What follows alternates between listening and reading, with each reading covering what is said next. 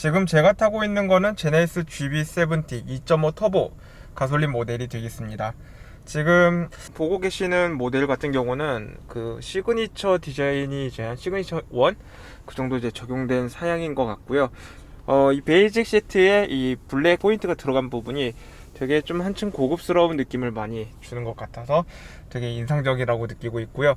지금 이제 기본적으로 이 운전자 이제 저를 중심으로 좀 제 차량에 이제 제 스타일에 맞게끔 세팅을 해보고 있는데, 제네시스 GV70를 이제 좀 인상적인 게 드라이브 모드를 제가 지금 설정을 하고 있는데, 이 커스텀 모드에서 중립주행이라는 게 좀 생겨가지고 좀 인상적이라고 좀 느끼는, 그 밖에 운전자 보조, 뭐 스마트 크루즈 컨트롤도 있고요.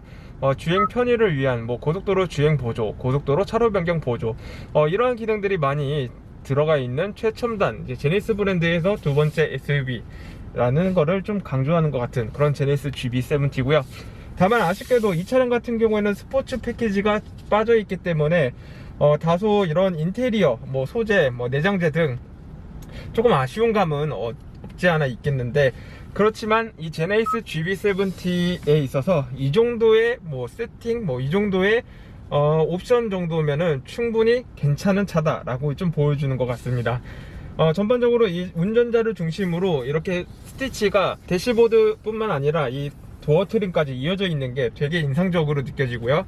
그 밖에 액티브 사운드 디자인도 강하게, 보통, 약하게 또는 끌 수 있는, 그렇게 이제 4가지 기능으로 설정할 수 있기 때문에 저 같은 경우에는 이 액티브 사운드에 대해서는 되게 긍정적으로 생각을 하고 있기 때문에 오늘 주행하는 데 있어서 액티브 사운드 디자인은 강하게 설정하고 진행하도록 하겠습니다.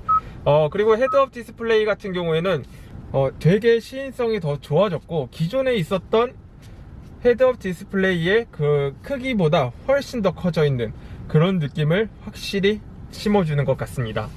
그 다음은 계기판으로 넘어가면은 뭐 테마 선택에서도 테마2, 테마3 등 지금 각종 테마가 총 3가지로 이게 바뀌는 걸 보여주는데, 오늘은 드라이브 모드 연동을 시켜서 진행을 하도록 하겠고요. 지금 제 앞에 보이는 이 헤드업 디스플레이에 보이는 화면이 되게 커졌네요. 예전에 비해서 훨씬 더 커진 모습을 볼 수 있고요.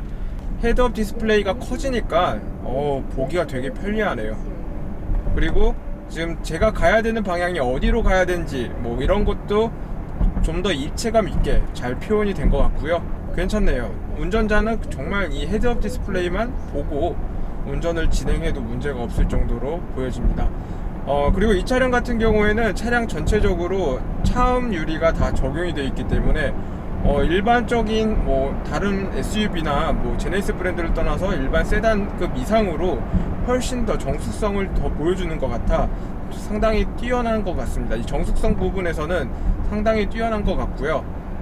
그뿐만이 아니라 이 스티어링 휠의 이 두께감도 괜찮아졌네요. 예전에 보면은 그 현대기아차를 통틀어서 이 스티어링 휠의 이 두께가 너무 얇다, 뭐 이런 지적들이 많이 있었는데, 지금 와서 이 지금 투 스포크 휠이라고 하죠. 이 제네시스 GV80도 적용된 이 휠을 막상 잡아보고 운전을 해보니까 이 질감이 약간 나쁘잖아요. 좀 더 이게 칭찬을 해준다면은 BMW 느낌도 나는 듯 한 것 같은데, 스티어링 휠만 뭐 보고 운전할 건 아니니까 뭐 그걸 떠나서 지금 어쨌든 간에 운전하는 데 있어서 불편함은 없네요.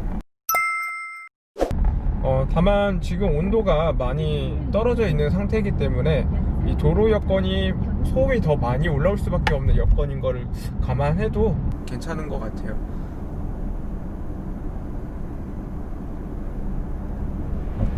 그리고 이 차량 같은 경우는 다들 아시다시피 4,880만원부터 이제 시작이 되는 걸로 이제 가격이 나왔잖아요. 이 2.5 터보 가솔린 엔진 뭐 운전을 하는 데 있어서 불편함이 없느냐, 뭐 차는 어떠냐, 뭐 이런 게 가장 포인트가 아닐까.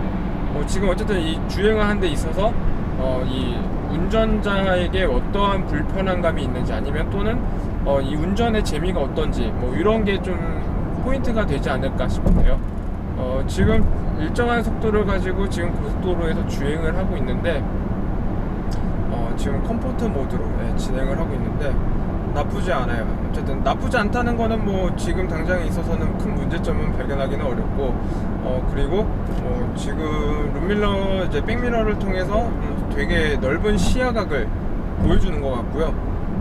물론 이 차량이 좀 쿠페형 느낌이 난다고 해서 뒤에 시야가 많이 좁을 수도 있지 않을까, 뭐 이렇게 고민하시는 분들이 계실 것 같은데, 이 시야 부분에서는 전혀 걱정할 필요가 없는 것 같아요. 또 사이드 미러도 마찬가지고 플래그십 타입으로 이제 적용이 되어 있기 때문에 좌우 시야에 있어서 불편함은 전혀 없는 것 같습니다.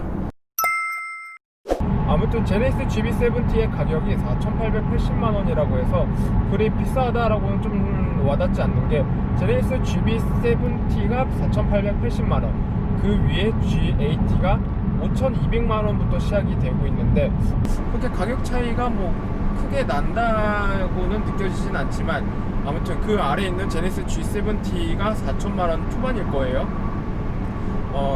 걔 같은 경우에는 2.0 터보 엔진이 적용되어 있기 때문에 적어도 엔진 값을 제외하고 SUV와 세단 값을 제외하고 비교해 본다면은 충분히 인정할 수밖에 없지 않을까.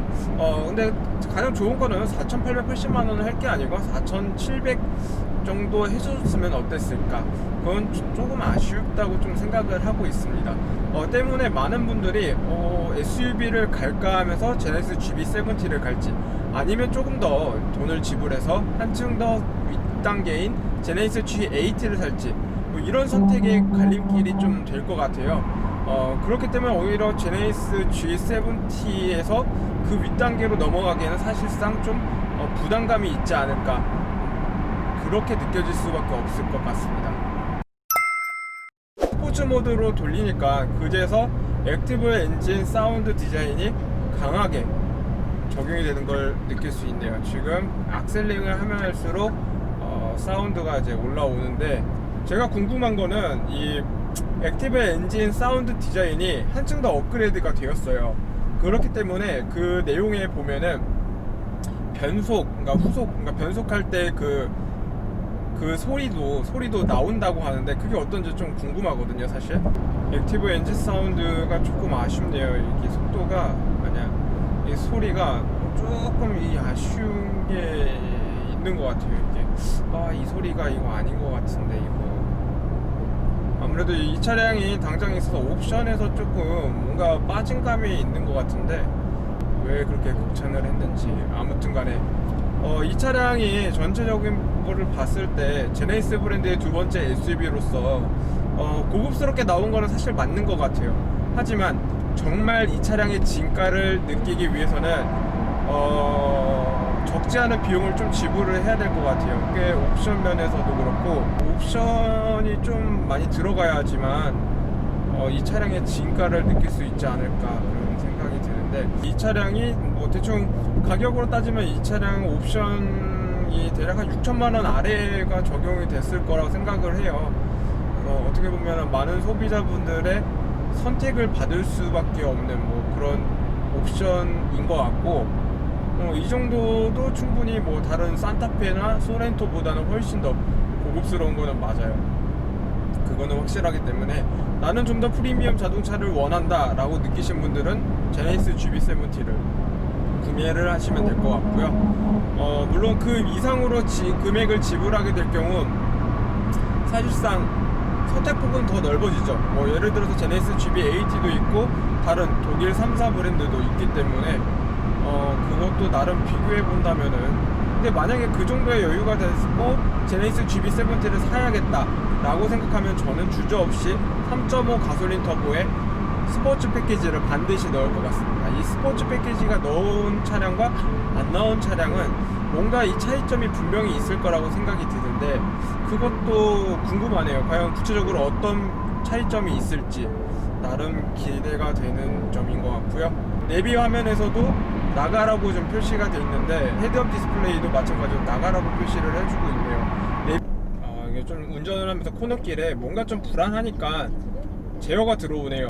이런 보조해줘서 이제 제어가 들어오는 건 나쁘지 않네요.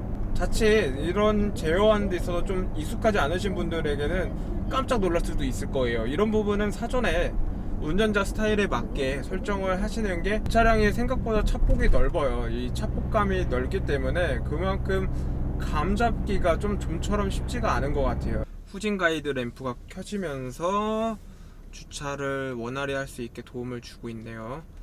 되게 역시 제네시스 브랜드답게 이런 걸 좀 잘 하고 있죠.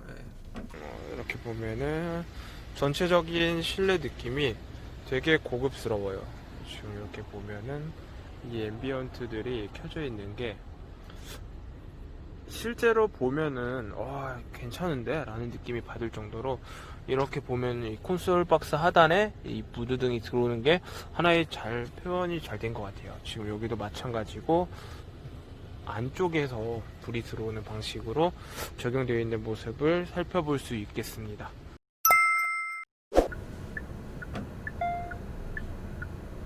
이 후진 가이드 램프는 좋은 것 같아요. 주차 공간을 벗어나기에도 쉽고 화면에 표시되는 화면들이 왜곡이 별로 없는 것 같아요. 깔끔하고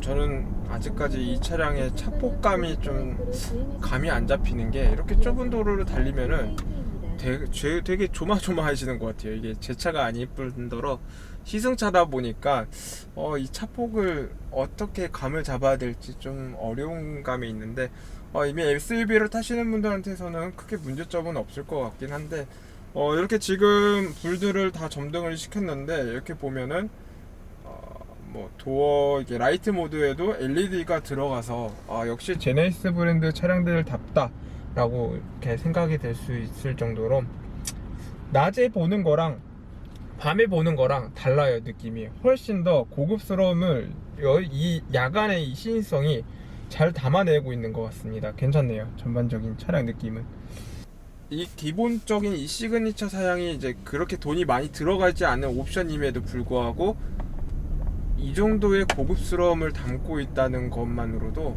제네시스 GV70가 뭐 고부양 사양의 옵션들을 넣지 않아도 이 정도의 옵션만으로도 충분히 제네시스 GV70의 고급스러움을 느낄 수 있지 않을까 그렇게 생각이 되겠습니다.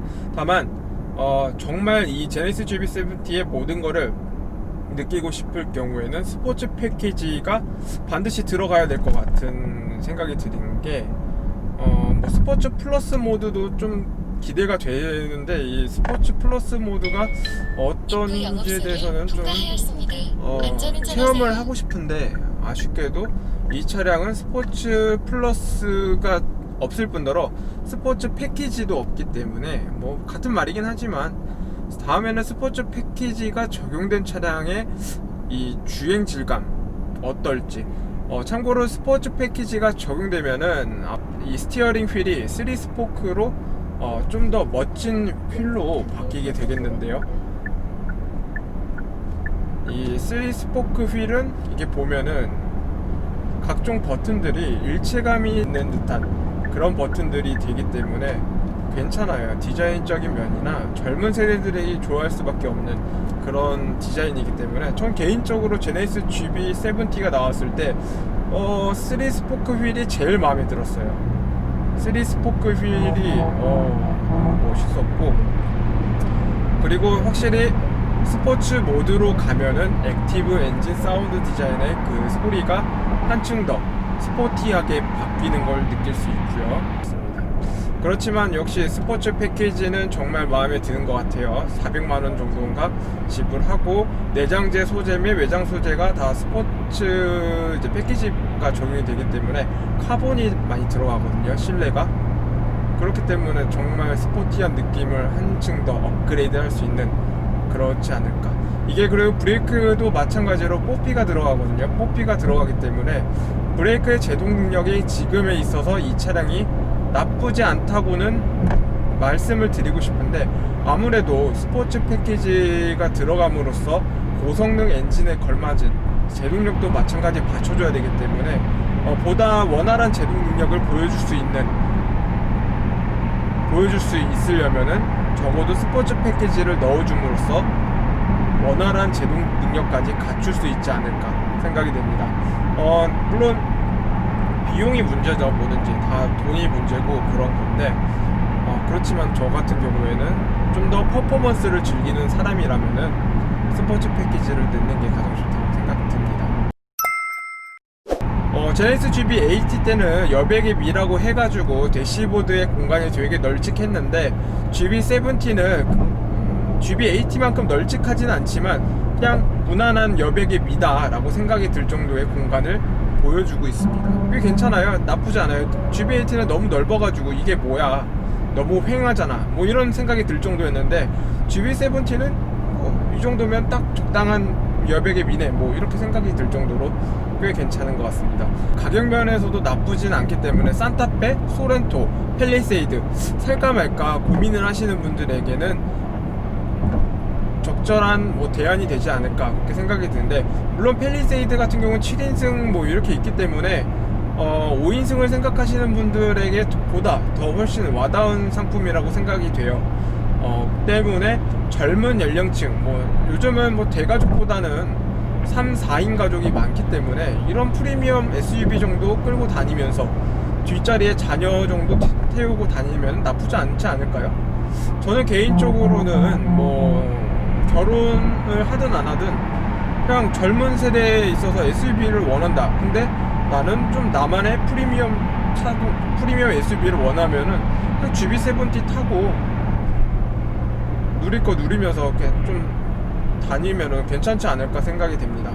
솔직히 디자인 조선의 마칸이다 이렇게 느낄 정도로 평은 좋잖아요.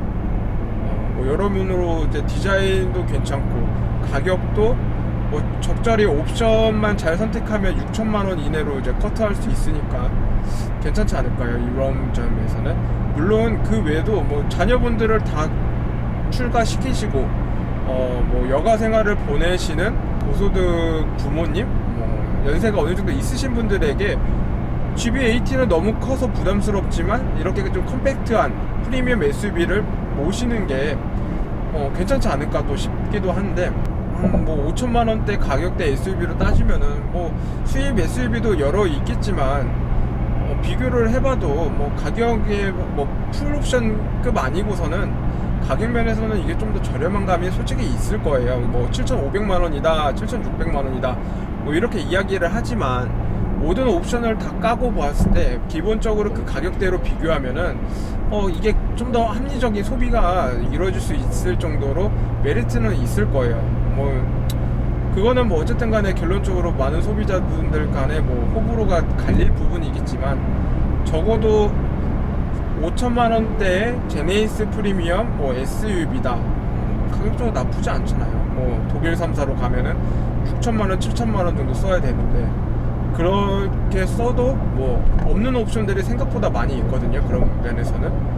그렇지만 기본적인 옵션 4,880만 원이 차량임에도 불구하고 독일 3사에 옵션이 없는 옵션들이 있거나 기본적인 옵션들이 받쳐주는 게 다 있기 때문에 나쁘지는 않다고 생각합니다. 이제는 많은 소비자분들의 이제 현명한 소비가 이루어지길 바랄 뿐이고요. 아무쪼록 궁금한 점들이 많이 있으실 것 같은데, 이거 말고도 다음 영상에서도 정말 유니크한 영상이 하나 올라갈 거예요. 그거 보면은 깜짝 놀라실 거예요. 와, 거의 최초급이지 않을까 그렇게 생각이 들 정도로. 물론 제네시스 GB70 관련 영상이기 때문에 어느 정도 시간이 필요하기 때문에 그런 부분에 대해서도 정보를 전달해 줄 수 있도록 할 거고요.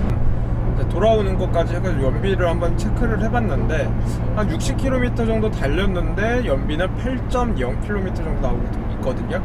연비 면에서는 제가 정확히 리셋을 하고 출발을 하지 않았기 때문에 연비가 나쁘다라고는 표현하기는 좀 어려울 것 같고, 이 정도면은 이 날씨에 이 연비면은 그럭저럭 괜찮지 않을까 그렇게 생각이 듭니다. 물론 세단에 비하면은 이 차량의 공차 중량이 훨씬 더 높기 때문에 연비가 조금 떨어지는 거는 맞습니다. 기존의 2.5 터보 가솔린을 타시는 분들에게 이게 연비가 왜 이렇게 너무 낮지라고 생각을 할 수밖에 없을 거예요. 그렇지만 이 차량이 SUV 차량이기 때문에 세단에 비하면 연비가 훨씬 더 떨어지는 거는 팩트가 되겠죠. 그 점을 감안하고, 그리고 뭐 도로 여건, 뭐 날씨 이런 걸 고려한다면은 충분히 날씨가 좋으면은 연비가 한 10km 이상 나오지 않을까 그렇게 생각이 들고요. 다만 또 제가 뭐 주행하는 데 있어서 좀 너무 과하게 이게 악셀링을 하지 않을까 그런 생각이 들기 때문에 뭐 그 점을 감안하고 영상을 시청해 주시면 좋을 것 같네요. 그렇지만 이 차량의 특성인지 모르겠는데 앞이랑 뒤에의 타이어 사이즈는 똑같아요. 다만 공기압에 대한 그런 걸 좀 설정값을 좀 다르게 매겨 놓은 것 같은데, 앞에는 공기압을 좀 낮추고 뒤에는 공기압을 정상적으로 좀 가져가는 것 같아요. 왜 이렇게 설정한지에 대해서 좀 저도 궁금증이 남는데, 뭐 무게중심을 좀 나누려고 한 거이지 않을까 싶네요. 이런 부분에 대해서는 악셀링을 가져가면은 힘이 어떻게 구분이 됐는지 이제 실시간으로 확인할 수 있기 때문에 보다 구체적으로 이 사륜의 기능을 어떻게 하는지 뭐 이렇게 느낄 수 있을 것 같습니다.